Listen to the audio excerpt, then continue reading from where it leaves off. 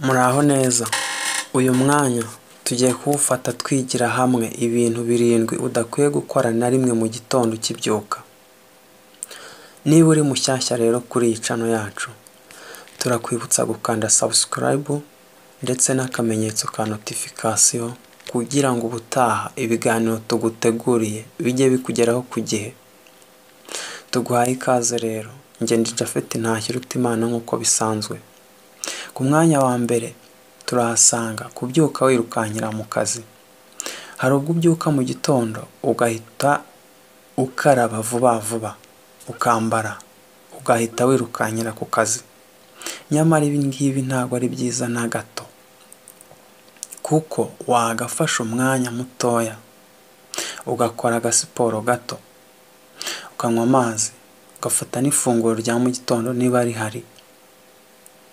Ibi ngibi bizafasha ubwonko bwawe ko bujya ku gihe, bwongere buruhuke neza.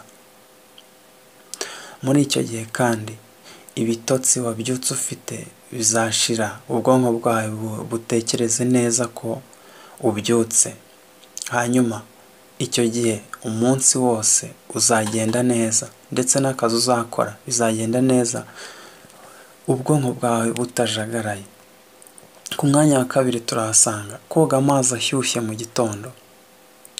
Ibi nabyo ntabwo ari byiza, nyamara ntitwakwirengagiza ko hari ababa bafite uburwayi butandukanye bubasaba ko batagomba koga amazi ashyushye. Ahangaha abo bagirwa inama nibura yo koga amazi adashyushye cyane kandi atanakonje cyane. Ariko kandi wowe ubishoboye, ibyiza ni uko wakoga amazi akonje, kuko ibi ngibi bizagufasha kwirirwa umeze neza, ubwonko bwawe buri ku murongo. Ku byagaragaye yuko abantu boga amazi ashyushye mu gitondo, aya mazi akangurira ubwonko gusinzira cyangwa se akurura ibitotsi mu gihe cyo mu kazi, bagatangira gusinzira. Ibi bitari byiza na gato. Uragirwa inama rero nibura yo koga aya mazi ashyushye ku mugoroba igihe ugiye kuryama, kuko ubwonko bwawe buzahita bukangurirwa kugira ibitotsi no gusinzira, bityo ugasinzira neza. Ku mwanya wa gatatu turahasanga guhinduranya icyo ukora buri gitondo. Guhinduranya icyo ukora buri gitondo nabyo ntabwo ari byiza na gato, kuko ubwonko bwawe buzirirwa bujagaraye n'ubundi nk'uko twagiye tubibona. Umwanya uzafata ushaka buri kimwe ushyira gahunda ku murongo mu gitondo ukibyuka, ibi bisaba ubwonko bwawe imbaraga nyinshi. Ibyo kandi bigatuma izo mbaraga watakaje ukigera mu kazi bitangira kukugiraho ingaruka, kuko ahanini uzatangira nta mbaraga ufite, cyangwa se utangire ujagaraye, yewe hazemo n'ibitotsi. Ni ikibazo rero. Urasabwa nibura gukora checklist cyangwa se gukora list y'ibintu bitoya uzajya uheraho mu gitondo ukibyuka. Ku mwanya wa kane, kubyuka witotombera akazi kawe. Ibi nabyo bigira ingaruka zikomeye ku musaruro w'umunsi. Ahangaha byagaragaye neza yuko igihe wabyutse witotombera akazi, nuza no kukageramo n'ubundi, bwa bwonko bwawe ya makuru bwatangiranye bufite mu gitondo niyo buzakomezanya. Bazakubwira icyo ugomba gukora uwo munsi, cyangwa se bagushyire mu kazi uko usanzwe ukora uwo munsi. Utangire gushaka impamvu cyangwa se ugaragaza imbogamizi zatuma udakora akazi neza. Ibi bitazaba byiza mu kazi kawe, yewe no ku mukoresha wawe. Ku mwanya wa gatanu turahasanga gufata ibyemezo bitoya byinshi cyane mu gitondo. Ibi ngibi nabyo bifata umwanya ubwonko bwawe, ndetse ubwonko bwawe bukoresha imbaraga nyinshi.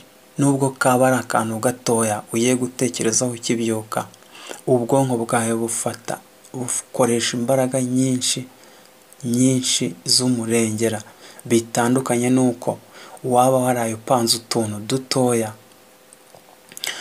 uzaheraho mu gitondo ukora, cyangwa se imyenda ugomba kwambara mu gitondo ukarara uyishyize uruhande rumwe, cyangwa aho bikugoye ukareba umuntu ugomba kubigufasha akabikumenyera, kuko ibyo biri mu bizakongerera kubona imbaraga ukoresha ku munsi kugira ngo akazi kawe n'umusaruro bigende neza.